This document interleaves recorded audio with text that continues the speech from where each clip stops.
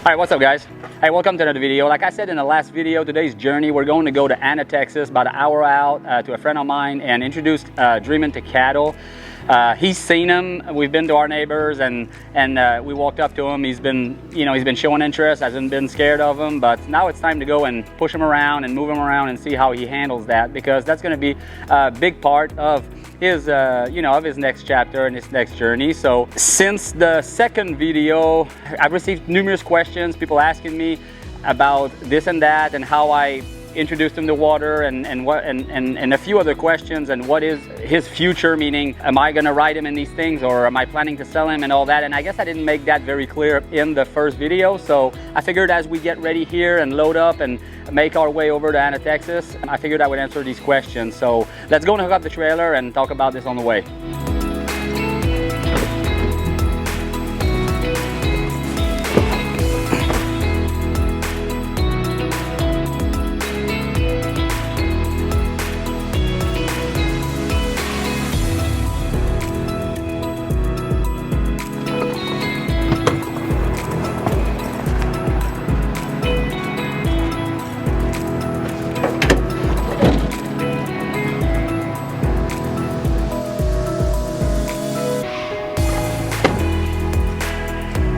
So I really love the extended cab of the truck, and that's been a feature that's been very handy, except that for the fact that I can't see the ball whatsoever when hooking up. So a little trick is I put a rock right in the middle of my tailgate, and that's what I use to line up to the middle. So anyways, that might help you if you're in the same situation. So anyways, as I was saying, I've received a few questions, and so obviously yes, the plan for Dreamin is going to be to sell him. We want to find him the best possible home. And I'm sure that everyone hears that a lot, and I think that's probably everyone's intention, to find the best home for their horses while they sell them. It's not always, we don't always have that luxury, unfortunately, but and in some cases it's the amount of money that you can get for a horse for sale is sometimes more important than where they're going, in most cases, but not in all cases. And for Dreamin, it definitely is not the case. Our priority is going to be to find him the perfect home for this perfect horse.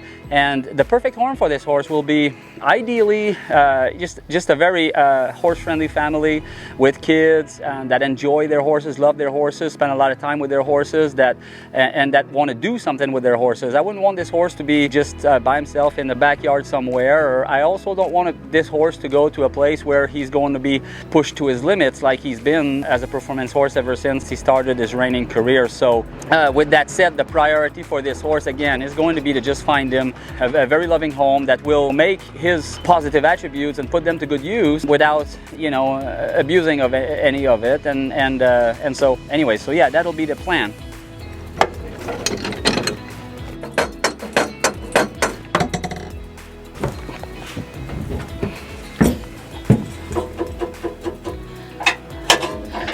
Now you may wonder, and some have asked, well, how much does a horse like that cost? What am I going to price this horse at? And I have a fair idea in the reining industry what his value is, but as just a all-around horse, versatile horse, very versatile horse like that, with his look, his health, his breeding, his bloodline, and his abilities, well, this is all of the factors that I think are going to come into play when it comes time to officially price him to someone and be selective on where he's going to be going. So we may have to rely on selling him privately, and at that point we may be willing to negotiate that price point in order to make sure that we can find him the perfect home. So again, what exactly officially his price will be, we'll probably find out in the next video, as we are continuing to expose him to everything and evaluating him through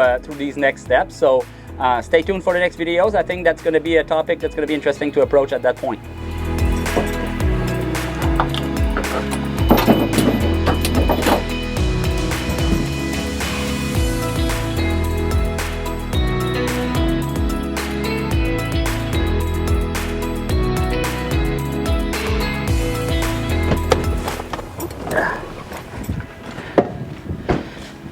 All right, so we're all hooked up, ready to go. We're gonna make sure we've got hay in the hay bags. I have got Dreamin in the walker walking around right now, stretching his legs before the trip. We're probably going to give him a tube of GlycoGuard. Make sure that he doesn't get upset with this little endeavor and little journey here today. And if you want more information on that, I'll put the link in the description below. So anyways, let's get to it.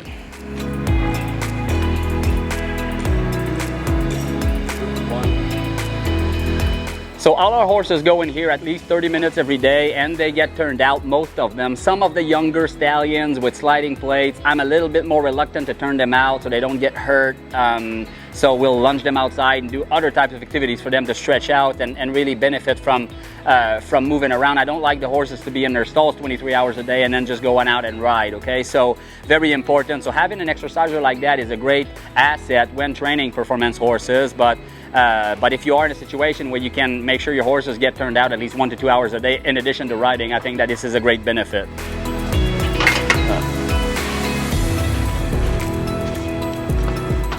Now, taking really good care of your horse's gut, I think, is very important, because a horse that has gut problems is going to really affect how they look, how they behave, and other things. So I think it's very important. GlycoGuard is a new addition to our program. It's a probiotic that really helps their entire intestine tract. So it's something a little bit different than other products that most people like to use to keep their gut happy, such as UlcerGuard or whatever, which I also like to use. But generally speaking, this thing, as far as hauling and going to horse shows and whatever, GlycoGuard has been a really great addition to our program. The other supplement that I'm very fond of and that is mandatory in all the horses in the barn, depending on their condition, the dosage may vary, but every horse will be getting the supplement that's XL-EQ. Now, XL Supplement is a great supplement. It's a camelina cold pressed oil. It's a very rich source of natural vitamin E and omega-3s, and so really helps reduce the inflammation in the entire horse's body and distribute more oxygen to all body cells. So really a win-win in every way. And ever since the 9 years that this product has been introduced to me and that I've been feeding it to my horses, I've had very low amount of necessary injections, very healthy joints all around, and we very rarely need to have the vet over here for anything. And I don't think that I've ever really had a suspensory or tendon injury in any of my horses, and I really give the credit to the supplement for that. And so I encourage you to check it out, read up on it, try it out. And everybody I've recommended it to, within 3 to 4 weeks, I've seen dramatic change in the looks of their horses. And if you pay close attention and you know your horse's joints and you have your vet do a full flexion exam or soreness exam on your horse prior to after, I promise that you will see a dramatic change, you know, in the health of their joints. So anyways, I recommend you check it out. I'll put the link in the description below. And so it's getting a little bit late. We need to get to Anna so we can go do this thing. So without further ado, let's get on the road, shall we?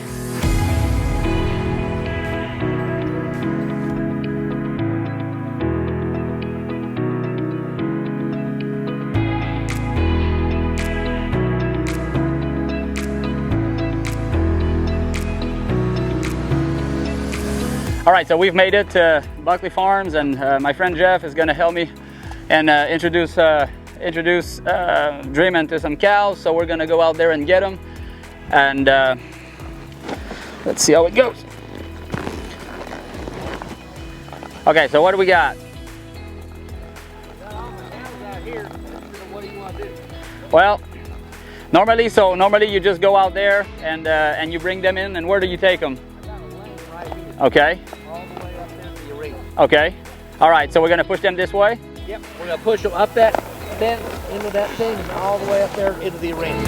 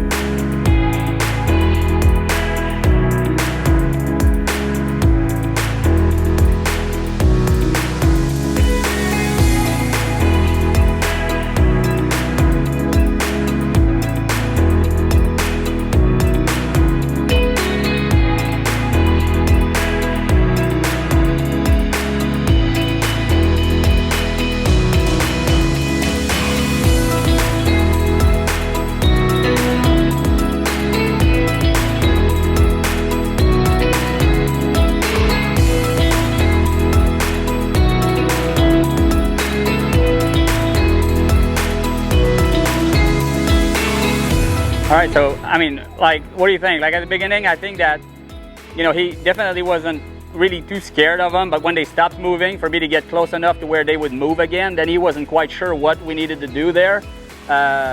Towards the end there, though, I felt like he summed up the courage to walk up to him enough to where he got them moving. So that was a good feeling because, yeah, up until that point, I felt like, okay, I didn't feel like I wasn't doing much. I felt like, okay, he wasn't running away from him, so I was good. But I felt like at the end, for the first time, they were not moving, and he, you know, walked up close enough to get him going. And so that was a good feeling. Right. So that's a whole lot better than when we started. So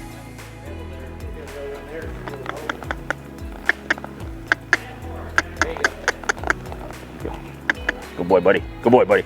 Atta boy. Atta boy. Good boy. Yeah, come on.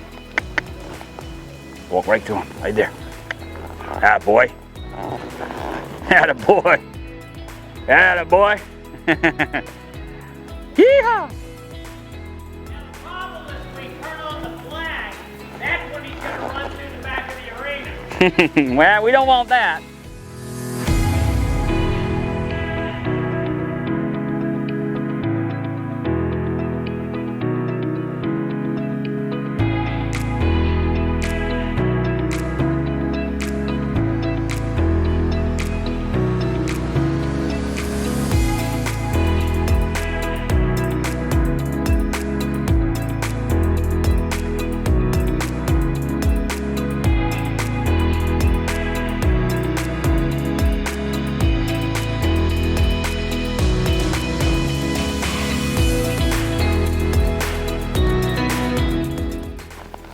All right, well, all in all, a pretty good experience, I guess. I think that it was very interesting. At the beginning, he never really got too scared of them other than when they weren't moving, and then I really wanted to push him to them and get them moving, and so he was a little hesitant there, but once they got, you know, the one time that he got close enough and then that they started moving, and then he felt like it was his doing, then I felt like he understood that and was pretty proud of that. So I think that really boosted his confidence, and I think that was a great first step, and I think that was a great first introduction. So anyways, that was a success. I'm very happy with how he did, and I can't wait to try this again. So I hope you've enjoyed these videos anyways, and we'll see you in the next one.